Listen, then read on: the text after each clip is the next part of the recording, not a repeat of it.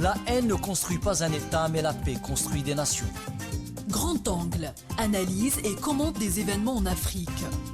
Une meilleure compréhension des problématiques sécuritaires en Afrique et au Sahel en particulier. Grand Angle, votre émission présentée par Mokhtar Saïd Mediouni.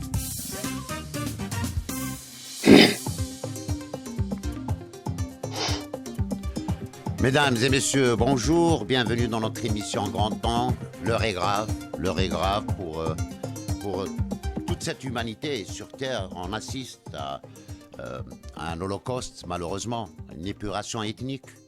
Et pourtant, ce monde, je parle de ses dirigeants, reste silencieux devant tant de drames. Un peuple est en phase d'être complètement exterminé. Je parle de la Palestine et de la population de Gaza. Alors, pour débattre de ça, aujourd'hui, je ferai juste un constat. Plus de 12 000 morts. 70% c'est des femmes et des enfants. Je ne vous parlerai pas. J'ai même pas le courage d'évoquer ces bébés dans les éprouvettes. C'est scandaleux que le monde assiste sans rien faire à tout ça. Voilà, je n'ai plus de voix pour essayer de décrire ce qui se passe, mais j'essaierai d'avoir la voix, justement, pour que cette voix soit plus haute que les crimes, plus haute que le bruit des bombes, pour qu'on donne et qu'on essaye d'aider cette population à ne pas disparaître de la Terre. Donc, le soutien international, il est inédit dans tous les continents, et ça, c'est la seule lumière d'espoir. Pour débattre de tout ça, j'ai des invités de prestige pour moi, de prestige pour leur engagement à défendre les causes justes, pour leur engagement pour la paix, et c'est pour cela que je suis très heureux de les avoir avec moi aujourd'hui dans cette émission de Grand Angle. Alors, d'abord, je reçois, comme vous le savez, moi je l'appelle le dur à cuire, c'est monsieur Jacques-Marie Bourget, qui était reporter de guerre, qui a fait toutes les guerres. C'est un rescapé de Sahel, puisqu'on a essayé de l'assassiner. Et je reçois aussi le général Dominique Delaware. Le général Dominique Delaware est un ancien chef de situation de renseignement et de guerre électronique à l'état-major interarmé de planification opérationnelle de l'armée française. Donc je remercie d'avoir accepté l'invitation pour qu'on essaye de porter tous ensemble cette voix pour la paix. Et comme d'habitude, le docteur Ahmed Ben Saada qui est avec nous à partir d'Oran. Ahmed Ben Saada, écrivain, auteur et politologue. Et aussi avec moi au plateau, monsieur Zine Sharfawi, qui est toujours là pour m'épauler et pour ses analyses de la géopolitique. Alors, d'abord, je vous dis bonjour, messieurs.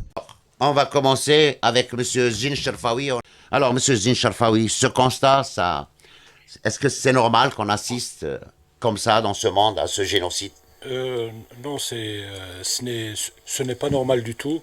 Vous venez de le dire dans votre présentation, nous assistons à une véritable tragédie. Nous sommes face à un drame qui est inqualifiable. Lorsque vous regardez le bilan humain et matériel de la terrible agression israélienne, moi je pense qu'au XXe siècle, nous n'avons pas vu pareil crime.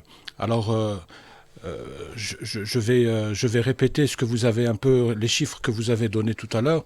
Alors c'est près de 12 000 morts en un peu plus d'un mois d'agression. C'est 4 000 enfants tués, c'est plus de 3 000 femmes. Vous avez pratiquement la moitié. Ouais. La moitié de Gaza qui est... Monsieur Zine Sharfawi, si vous permettez, on a, je crois qu'en ligne maintenant avec nous, alors les deux amis, monsieur Jacques-Marie Bourget, est-ce que vous m'entendez? Bonjour. Merci d'avoir accepté notre invitation et on est très heureux de vous avoir sur notre émission Grand Angle. Grand Angle, elle a été conçue justement pour d'abord des analyses géopolitiques, mais surtout pour porter la voix pour une paix juste et durable à travers toute la planète. Et surtout la paix entre les nations, c'est ça qui manque aujourd'hui. Malheureusement, nous assistons à un déluge de feu et à un holocauste. Est-ce que vous m'entendez, docteur Général Delaware? Oui, parfait. Oui. Alors, c'est quoi justement votre analyse de ce constat, de cette guerre sans merci? La question s'adresse à moi ou Oui, à oui, à Monsieur vous, Bourget? à vous, mon Oui, général. À vous. bon, alors, pour moi, d'abord, il y a cette fameuse journée du 7 octobre. Mhm. Les médias nous ont raconté une histoire qu'on est tenu de croire et qui n'est pas tout à fait celle qu'ils nous ont racontée. Les Palestiniens, la marmite a explosé, la marmite de la prison à ciel ouvert de Gaza a explosé et des Palestiniens sont sortis pour une opération de prise d'otages et pas de massacre, de prise d'otages.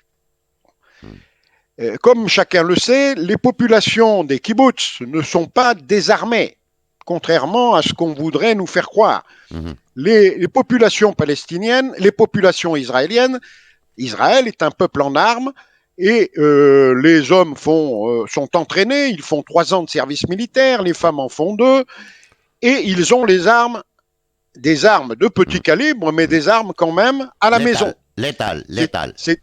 Oui, des armes létales à la maison. Mais donc mon ils général, étaient... oui, mon général, oui. à propos du mensonge justement du 7 octobre, tout le monde aussi ne sait pas que l'armée israélienne est une armée de réservistes. Donc, population civile, à part les vieux et les enfants, il n'y a pas de population civile, puisque tout le monde est appelé à rejoindre l'armée de Tsahel. Oui, tout à fait. Hein. C'est ce que je suis en train de vous dire. Hein. Il n'y avait pas de population désarmée dans les kibbutz. Et donc, l'histoire qui consiste à dire que les Palestiniens sont sortis, ont commencé à massacrer tout le monde, c'est une fausse histoire. Enfin, c'est une histoire, en tout cas, qui ne s'est pas passée dans les conditions dans lesquelles on nous l'a racontée. Ouais. Bon, ça, c'est un premier point. Ensuite, les Palestiniens sont donc entrés en territoire israélien, ils ont affronté les habitants des kibbutz, certains des habitants pour prendre des otages par une opération coup de poing. Ils voulaient aller et rentrer avec les otages, et c'est tout. Ils se sont donc heurtés à une population en armes, certains soldats, et puis des populations civiles. Et donc, il y a eu forcément des échanges de coups de feu qui ont entraîné forcément quelques dégâts collatéraux, mais tous les témoignages qu'on peut avoir aujourd'hui démentent le fait qu'il y a eu une opération de massacre organisée. Ensuite, les pertes. Les pertes, elles ont été annoncées par les Israéliens, les pertes israéliennes. On nous a raconté qu'il y avait d'abord jusqu'à 1500 morts, puis 1400, et aujourd'hui, ça serait plus que 1200. Et 40 bébés décapités. Il y a parmi ces pertes, on nous a raconté qu'il y avait des bébés décapités, des femmes violées, etc. Ça ne tient pas la route parce que d'abord, on a des témoignages de gens qui ont été emmenés en otage et libérés depuis, qui nous ont raconté, qu'ils avaient été traités de manière très humaine par leur geôlier. Ouais. Donc ça, c'est un point. Un deuxième point, c'est que quand on fait une opération de ce genre, ce qui compte, c'est la vitesse. Quand on fait un aller et un retour, c'est une opération militaire, on va dire, quasi militaire. Une opération éclair. Éclair, voilà. Et quand on fait une opération d'éclair, on n'a pas le temps de jouer au boucher pour démembrer les gens. C'est du temps perdu. Et ça ne rapporte rien.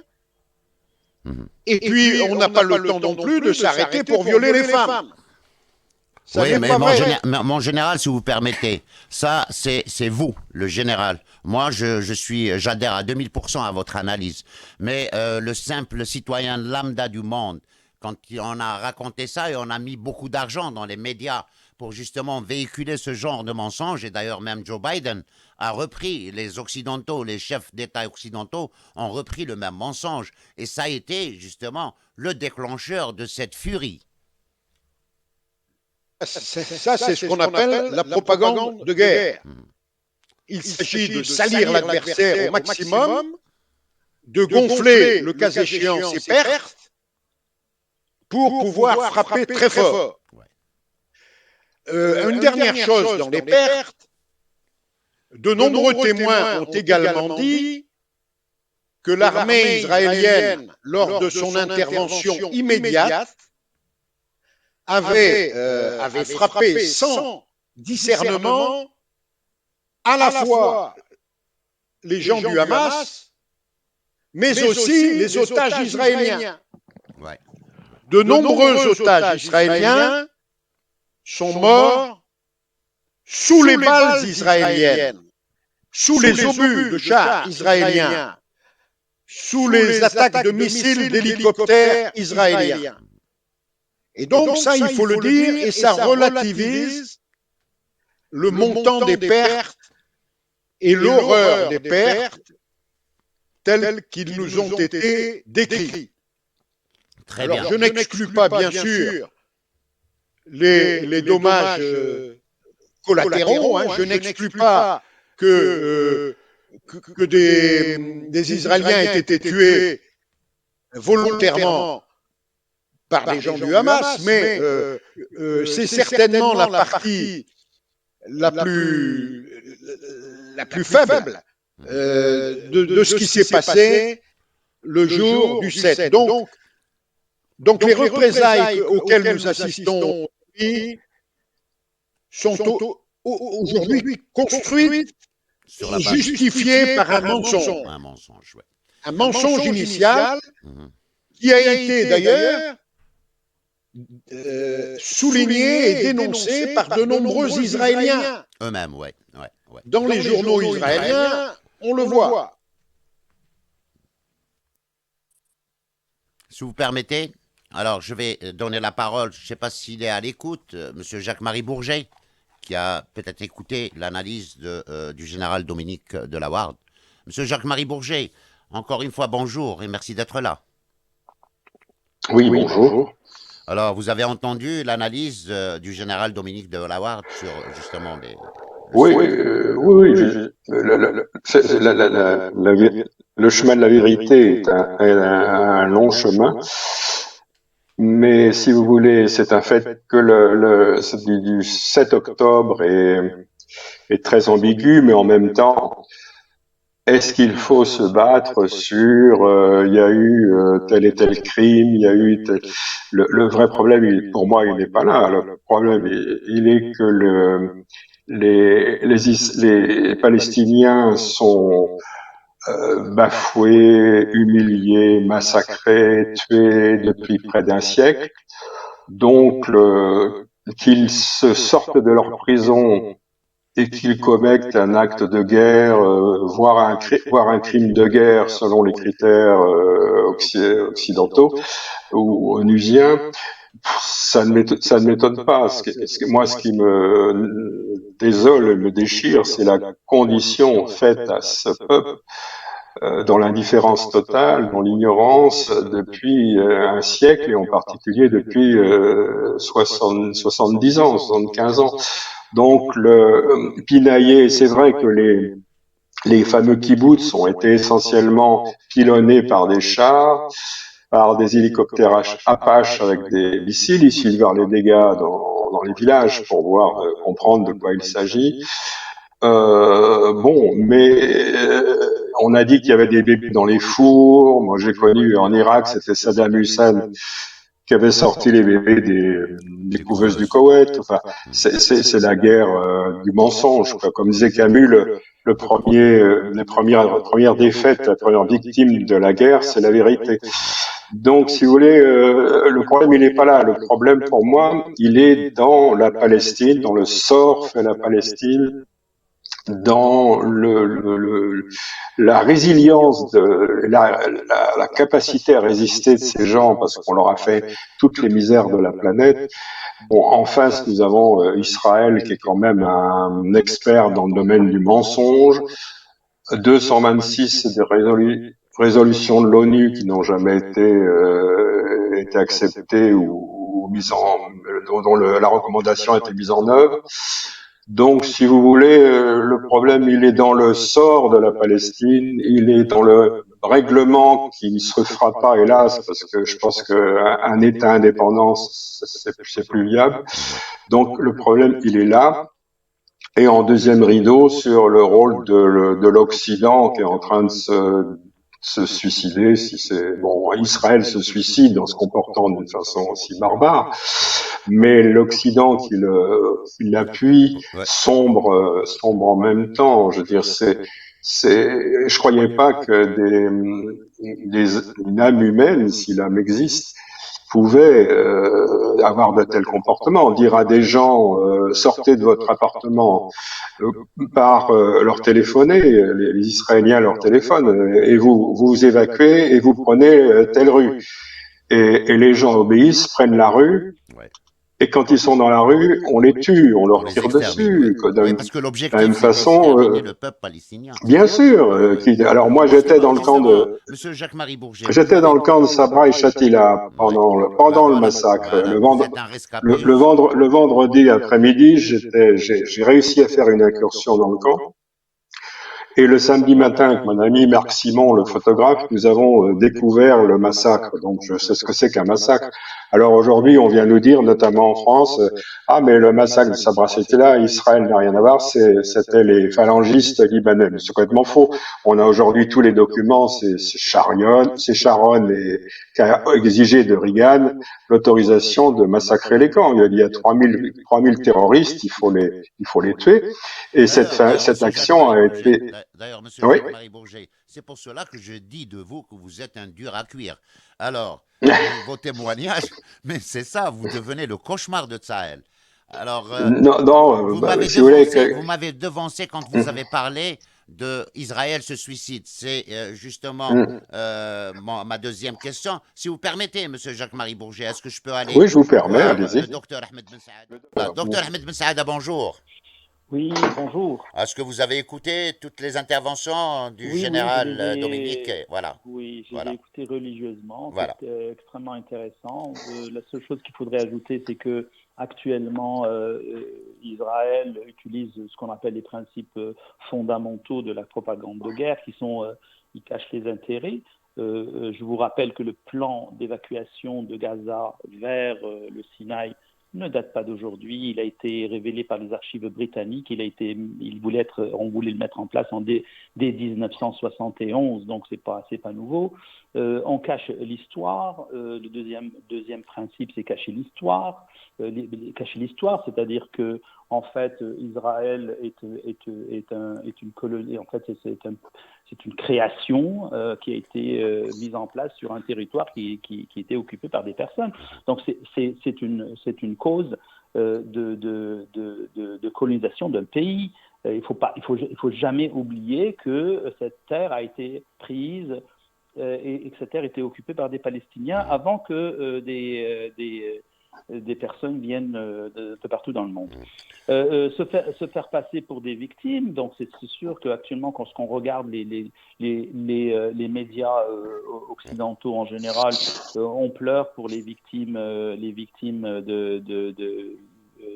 israéliennes, mais on ne pleure pas les victimes. Et il n'y a aucune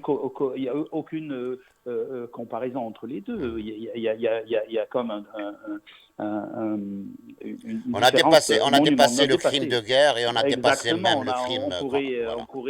Tous les crimes possibles et imaginables sont là. Voilà. Puis autre chose, le quatrième principe très intéressant, on diabolise l'adversaire, c'est-à-dire on rend Hamas ou l'OLP ou le FPLP n'importe quoi. De toute façon, aujourd'hui, Hamas, avant il y avait le FPLP, l'OLP, le PLP, etc. Et demain, il y aura autre chose parce que cette histoire de décolonisation de la terre, les Palestiniens ne vont jamais lâcher. Ouais. Je vous rappelle que l'Algérie a été colonisée pendant 132 ans. Très juste. 132 ans. Très juste. Et finalement, le cinquième point qui est aussi important que les autres, c'est de monopoliser et empêcher les débats. Quand vous regardez les plateaux en France ou en Angleterre ou aux États-Unis ou en Belgique, vous avez toujours les mêmes personnes qui parlent de la même chose. C'est-à-dire jamais vous aurez quelqu'un qui va vous dire non, moi je passe moi. Et en plus, on va vous couper Si vous publiez quelque chose, moi la semaine dernière, mon compte a disparu comme ça parce que j'avais publié un article où j'avais écrit que j'accusais. Mais, docteur Ahmed Messaada, vous aussi, vous faites les mêmes problèmes que Jacques-Marie Bourget aux sionistes. Donc, arrêtez quand même, sinon on va vous couper tous les réseaux que vous avez. Alors, docteur Ahmed Messaada, si vous permettez, une pause musicale et on revient.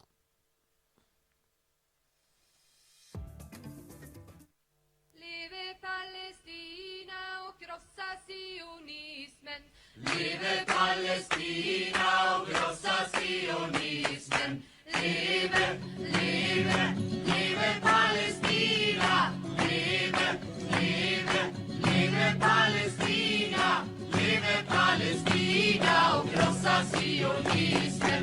Leve Palestina och krossa sionismen. Och vi har odlat jorden. Och vi har odlat jorden. Och vi har skördat vetet. Och vi har skördat vetet.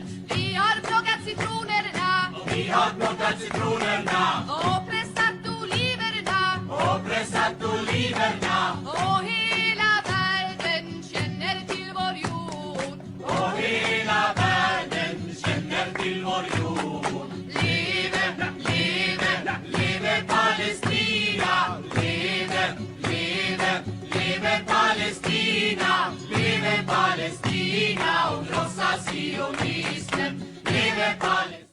Alors, voilà, vous venez d'écouter cette belle chanson suédoise dédiée à cette résistance palestinienne.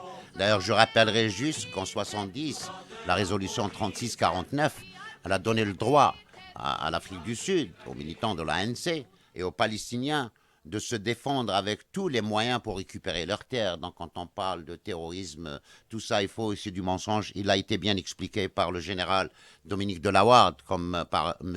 Jacques-Marie Bourget, comme le docteur Ahmed Ben Saada. Alors, si tu permets, Oui. Zine, on va donner la parole encore au général Dominique Delaware. Alors, général Dominique Delaware, vous m'entendez ? Parfaitement. Alors, je dirais tout simplement, vous avez entendu Dr Ahmed Messaada aussi sur le mensonge, les médias mensonges, comment on fabrique une guerre, comment on fabrique des intentions.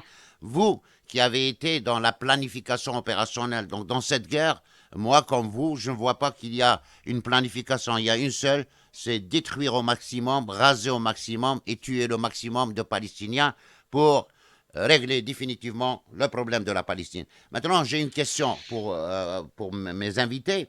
Ce soutien international inédit qui est dû certainement au crime abject qu'on est en train de regarder sur tous les écrans du monde, sur tous les continents, la société civile s'est soulevée pour crier justement sa soif de liberté pour ce peuple. Et les universités américaines, comme vous le savez, mon général, ont été pour beaucoup, justement, dans l'arrêt de la guerre du Vietnam. Alors, vous en pensez quoi de ce soutien international, mon général ? Ben, je pense que ça pourrait se passer de la même manière que la guerre du Vietnam. Le problème, c'est que Gaza est un tout petit État, une toute petite place, et que elle aura moins de temps pour survivre que n'en a eu le Vietnam à l'époque. Bon, voilà. Donc, le soutien, il est là, c'est aujourd'hui... Le soutien est là. Alors, ce qu'il faut bien distinguer, c'est que dans tous les gouvernements occidentaux, dans tous les pays occidentaux, il y a deux choses. Il y a les gouvernances et il y a les peuples. Les gouvernances, malheureusement, sont sous la pression énorme des lobbies pro-Israël et de la finance qui est derrière et qui est détenue par des membres de ces lobbies. Donc, il y a une différence entre la position des gouvernances, que ce soit en Grande-Bretagne, en France ou aux USA, et la position des citoyens de base qui veulent manifester leur indignation aujourd'hui en soutien de la Palestine. Mon général, Donc je pense que tout ça va évoluer avec le temps et l'ampleur des massacres, au profit de la Palestine. Oui, mon général, si vous permettez, il y a des lettres. Il y a une lettre qui a été adressée par les ambassadeurs américains au Moyen-Orient à Joe Biden, lui demandant de réviser sa position par rapport à cette guerre à Gaza, parce que les Américains commencent à être rejetés par les sociétés. Ils parlent de sociétés civiles arabes. Et aussi, il y a la dernière lettre, c'est la lettre des ambassadeurs français qui dénoncent la position de Macron par rapport à cette question. Alors, les sociétés civiles, les diplomates de ces pays-là qui ont pris parti, qui sont sous pression, comme vous le dites, des lobbies, est-ce qu'il y a un tournant?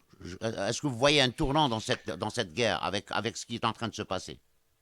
Alors, il y aura forcément un tournant au moment où les pressions de la population deviendront de plus en plus fortes.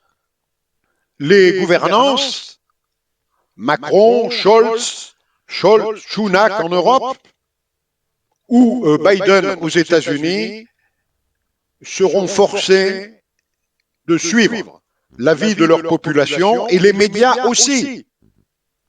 Ils ne peuvent pas s'opposer éternellement à l'opinion majoritaire. Très juste. Ouais.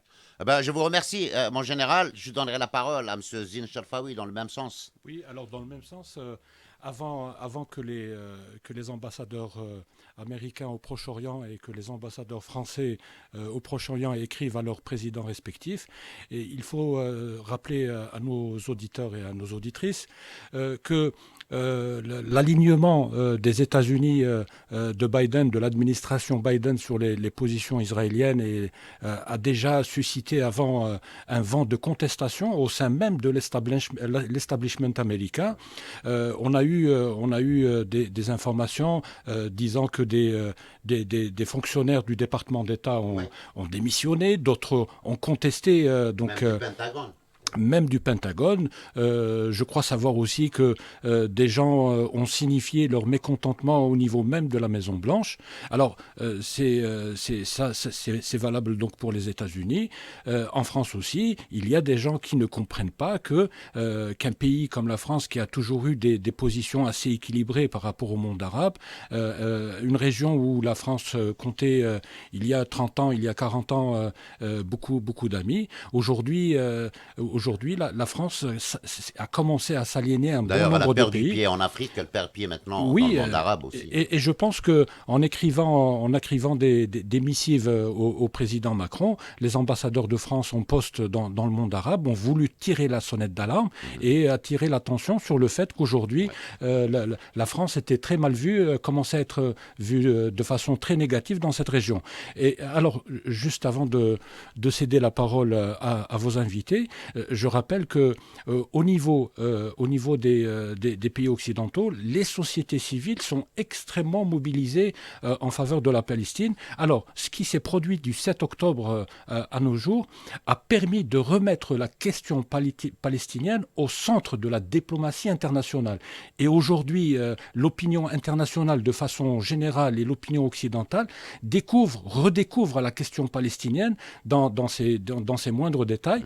Et le monde aujourd'hui redécouvre la manière abjecte, la manière inhumaine avec lesquelles les Israéliens traitent la population civile et palestinienne. Et aujourd'hui, la position de l'administration américaine est elle est intenable, parce que vous avez aujourd'hui pratiquement chaque semaine des gens qui manifestent au niveau des grandes villes américaines.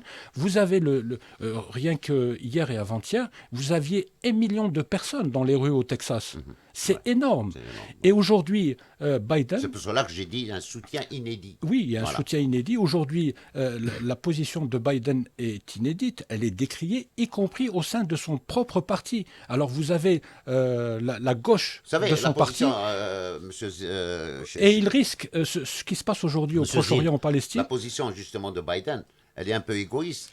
parce que c'est par rapport à Donald Trump. Oui, oui. Puisque vous avez réussi à faire les accords d'Abraham, moi je vais tuer plus de Palestiniens Exactement, pour gagner voilà, le lobby. Et Biden, qui veut un deuxième mandat, risque aujourd'hui de ne pas pouvoir rempiler, de ne pas pouvoir faire un deuxième mandat, justement à cause de l'opposition qui commence à monter au sein de son pays.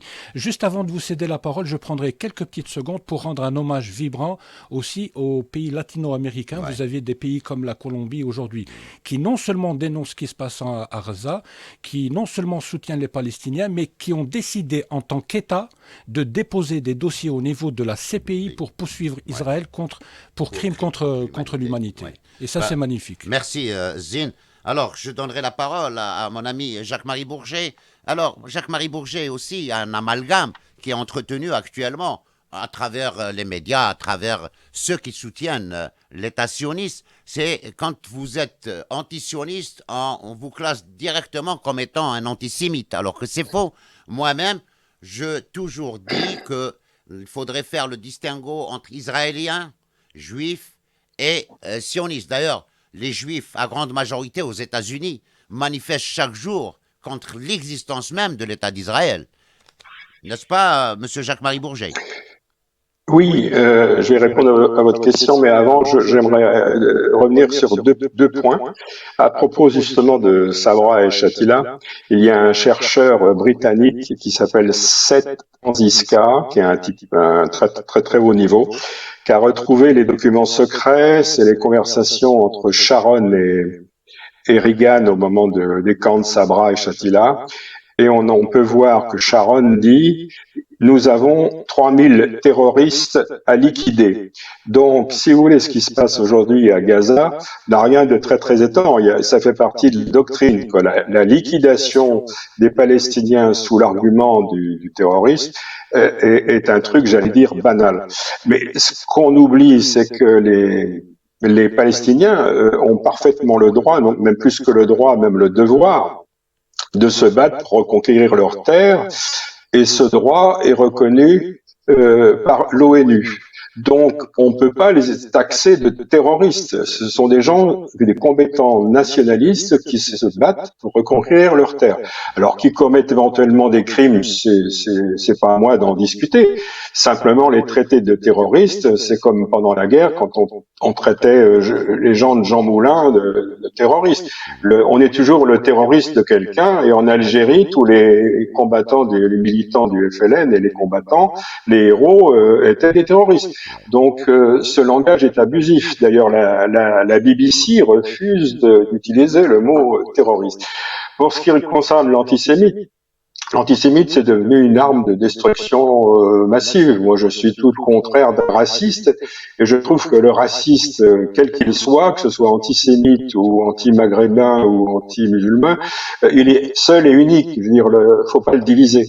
Donc, l'antisémitisme, c'est devenu maintenant une arme. Alors, ils ont réussi à nous faire croire que l'anti-sionisme, qui a été jadis Monsieur Maxime Rodinson, qui était juif et pouvait écrire que Israël était un État colonial, aujourd'hui vous pouvez plus. Et donc c'est une exploitation qui est faite de façon stratégique. C'est la façon dont ils ont eu la peau de Corbyn, qui était le leader des travaillistes en Angleterre.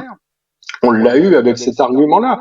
Je veux dire que maintenant, on est extrêmement menacé. Hier soir, j'ai entendu un fou furieux à la télévision française sur Arte qui traitait Mélenchon est un antisémite, son mouvement est antisémite. C'est des gens qui vous tuent, quoi, qui vous tuent avec des mots, et c'est une stratégie. Ça ne correspond absolument à rien. Enrico Macias a appelé à la liquidation physique de Mélenchon et de ses membres de son parti. Oui, mais enfin, en qualifiant Enrico Macias d'artiste, vous êtes très gentil, parce que c'est juste un pitre, c'est pas très sérieux, quoi. Vous voyez que vous êtes non, enfin, soyons sérieux. Mais c'est vrai que moi, je me sens extrêmement menacé, parce que toute ma vie, j'ai milité. Je ne suis pas pro-palestinien, je suis pro-justice et liberté. Et il se trouve que les Palestiniens n'ont ni justice ni liberté. Bon, je les ai beaucoup fréquentés, j'ai beaucoup fréquenté Arafat, mais je ne suis pas un partisan. Mais si vous voulez obtenir aujourd'hui, tuer, parce qu'avant on pouvait s'affirmer antisioniste. Aujourd'hui, si vous dites je suis antisioniste, vous avez oui, c'est parce que vous avez honte de dire que vous êtes antisémite. C'est absolument épouvantable. On est piégé. Ouais. Ah ben, je voudrais la deuxième question, ma troisième question. Il y a eu un avant 7 octobre, il y a aujourd'hui un après 7 octobre. C'est 300 avocats, c'est une centaine d'organisations non gouvernementales et associations qui ont été à La Haye pour déposer plainte pour crimes contre l'humanité, contre l'État sioniste d'Israël. Est-ce que justement ça ne fait pas partie de ce nouveau monde d'après 7 octobre, messieurs? Alors, je passerai la parole au docteur Ahmed Ben Saada. Alors, bien sûr, ce qui se passe actuellement est un génocide qui passe à la télé. On vous mettez votre télé, on vous montre des gens en train de courir, d'être tués, etc. Et en fait, la moindre des choses, ça serait de traduire tous les responsables de cet État fantoche qu'on appelle Israël devant les instances internationales, les instances juridiques internationales, toutes sans exception. Donc ça, c'est la moindre des choses en tant qu'humaniste. On ne peut pas voir des gens mourir comme ça. Autre chose, on nous a montré qu'il y avait des ONG un peu partout, à droite, à gauche, financées par des gens de plus douteux qu'autre chose. C'est que ces ONG maintenant nous montrent qu'elles sont pour la justice internationale, qu'elles sont pour les valeurs humanistes de base, parce que les gens qui vivent à Gaza, ce sont des êtres humains comme les autres, ce ne sont pas des chiffres, parce qu'on présente les morts, les victimes des bombes israéliennes, on les présente comme des nombres. Même vous avez dit 11 000, 12 000, 4 000, 10 000, alors que sur les chaînes occidentales, on montre des personnes avec des visages, ils étaient doux, ils étaient gentils. Je ne suis pas contre cela. C'est le fait de faire une différence entre un mort israélien et un mort palestinien. Les deux sont des êtres humains. Et si nous avons un moindre respect pour la vie humaine, nous devons tous, toute la planète condamner cela. Condamner cela parce que cela, ça n'a rien à voir avec toute histoire, ça n'a rien à voir. C'est la destruction d'un pays, c'est la destruction de vie humaine pour assouvir la soif d'un expansionnisme israélien qui n'arrivera jamais, parce que Israël est un pays factice, c'est un pays qui est entouré de murs. Vous ne pouvez pas vivre entouré de murs avec des grilles hautement protégées. Vous ne pouvez pas vivre comme cela. Quand vous avez un pays, vous devez vivre correctement avec tous vos voisins. Ça ne marchera pas. C'est un pays qui ne marche pas. Et d'ailleurs, on l'a vu, dès qu'il y a eu cette attaque et qu'on a touché justement à cette fameuse invincibilité d'Israël, tous les Européens et les Américains ont rappliqué avec leur flotte navale, leurs sous-marins atomiques, leurs trucs, parce qu'il y a quelque chose qui ne marche pas. La théorie d'un État comme ça, d'un État qui mène l'apartheid dans une zone particulière du monde arabe, ce n'est pas vivable. Ce n'est pas viable. C'est un pays qui ne peut pas fonctionner comme cela. Il faut donner l'opportunité au peuple palestinien de vivre sa vie et de conduire ses affaires et d'avoir confiance à l'avenir, comme tout un chacun, comme tout être humain sur cette terre. Merci, docteur Ahmed Ben Saada. Je repasserai, si vous permettez, avec le général Dominique Delaward. Justement, j'ai parlé d'un avant 7 octobre et d'un après 7 octobre avec cette plainte au niveau de la CPI, chose inédite par rapport à l'État sioniste d'Israël. Alors, est-ce que on a parlé en aparté, mais est-ce qu'il y a un espoir, justement, c'est ça ma question, pour que cette guerre trouve bientôt, elle prendra fin d'abord, pour qu'on trouve les solutions adéquates à une paix durable dans cette région. Général, Alors d'abord, voilà. ce que je voudrais dire, c'est que j'approuve totalement ce qu'ont dit M. Bourget et Ahmed Ben Saada. J'approuve à 200% tout ce qui a été dit. Et je le cautionne. Bon, ensuite, pour en revenir à la plainte portée à la CPI, j'avoue être un peu pessimiste.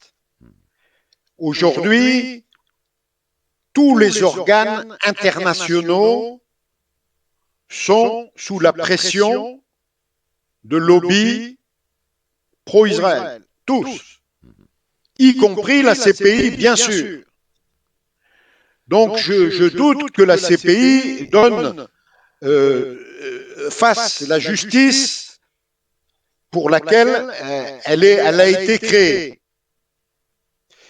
Bon, voilà, rien d'autre à ajouter. Je ne pense pas que justice sera rendue. Par contre, moi aussi, je me joins à vous dans cette mais ce que je parlais de la symbolique que jamais. Oui, voilà. Alors là, vous avez raison. C'est quand même le fait que une plainte ait été déposée, c'est le signe Ça permet que les populations et certaines gouvernances du monde non otanien, non occidental, sont en train de se réveiller et de dire non. Voilà, moi je voulais parler de ce réveil de C'est conscience. une première dans l'histoire, enfin une première, ça n'est pas une première, mais c'est quand même le signe que le monde aujourd'hui Ne peut plus est en train de basculer, Ouais.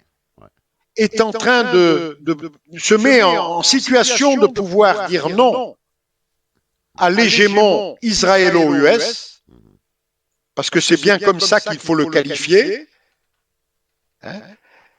Et voilà, donc le monde bascule, le monde de demain ne sera plus ce qu'il a été.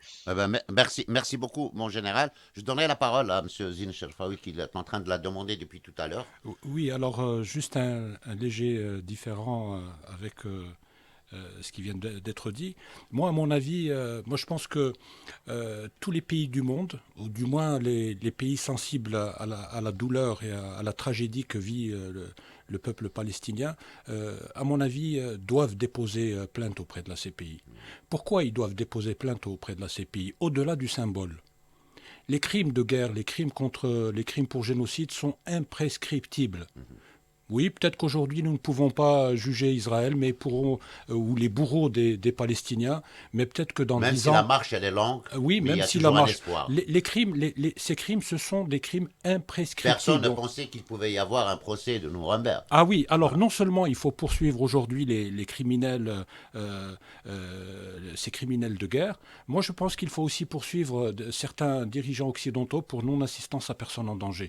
Moi je trouve scandaleux, je suis révulsé que le chancelier allemand Olaf Scholz se prononce ou se dise opposé à un cessez-le-feu. Mais je trouve ça ignoble. L'administration américaine aussi. Je trouve ça ignoble. Vous avez alors l'agenda de Benjamin Netanyahou est clair.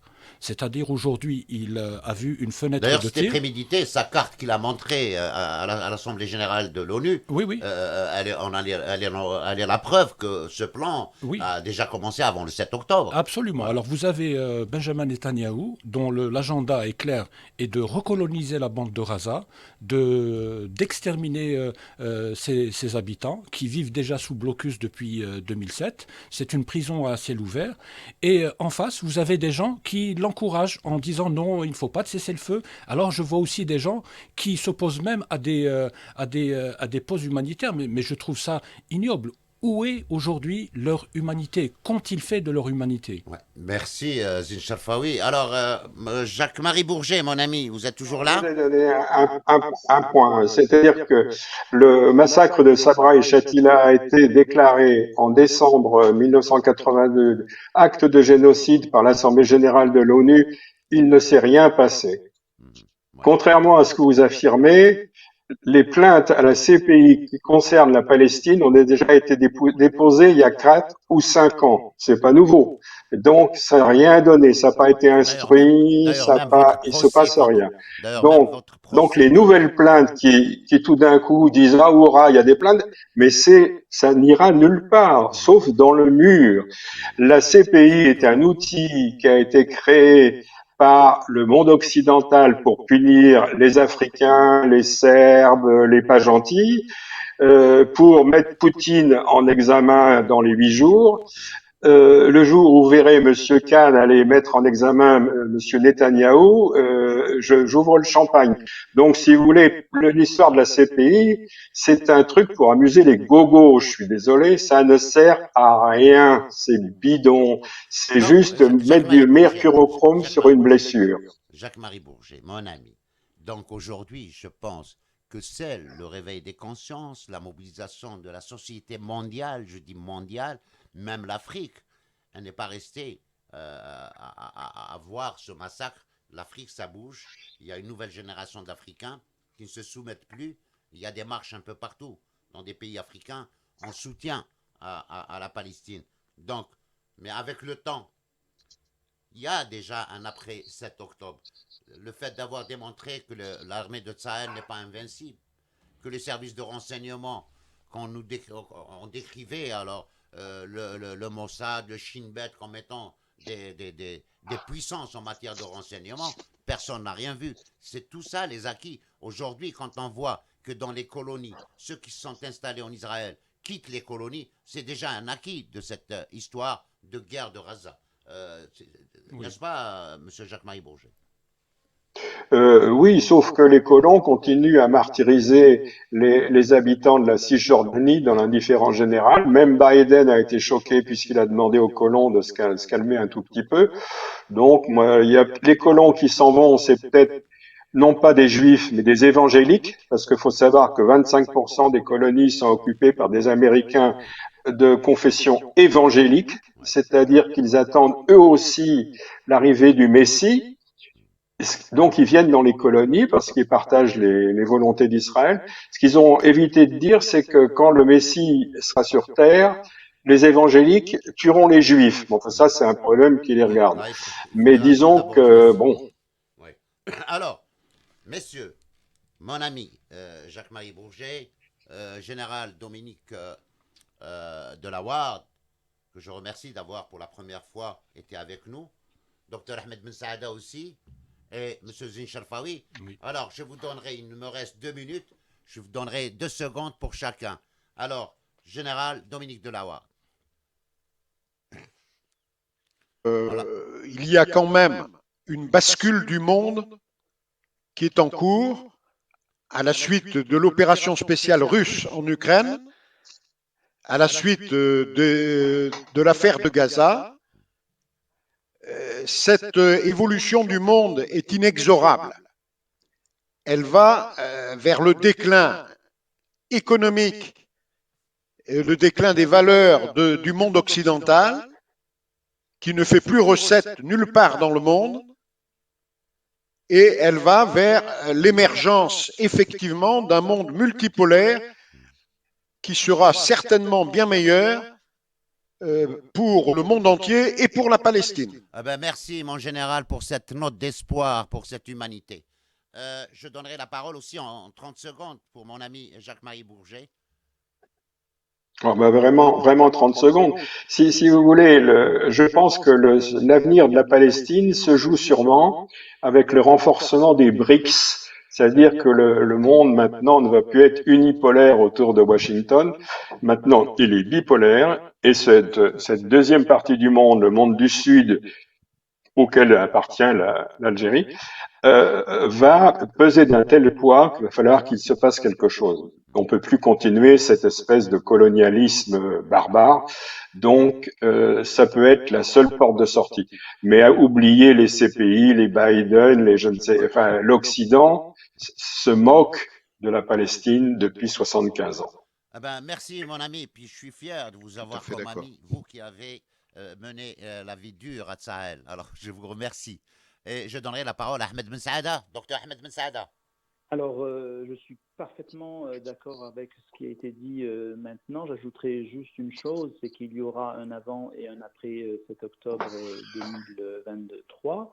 Et si les instances actuelles juridiques internationales qui existent et qui ont été créées par l'Occident ne font pas l'affaire, c'est le moment de créer la même chose dans le Sud global pour pouvoir juger les Occidentaux. Merci, docteur Ahmed Ben Saada. Vous avez été avec nous à partir d'Oran. Alors, Zine Sharfawi, alors vous, c'est en 10 secondes, parce que là, on arrive au terme de cette émission. Oui, alors je tiens juste à dire que ce qui s'est passé le 7 octobre montre que Israël ne vivra jamais en paix tant que les Palestiniens n'auront pas un État. Merci Zine Sharfawi, merci mon ami. Merci. Et puis, je remercie tout le monde, je remercie mes invités, je remercie toute l'équipe technique qui nous a accompagnés pour réussir un beau travail, je vous remercie. Et je remercie nos fidèles auditeurs et auditrices de nous avoir suivis. On vous donnera rendez-vous dans une autre émission de Grand Angle la prochaine fois. Et chaque jour, ça sera toujours avec des plateaux qui seront à la hauteur de notre chaîne Ifriqiya FM. Je vous remercie, au revoir.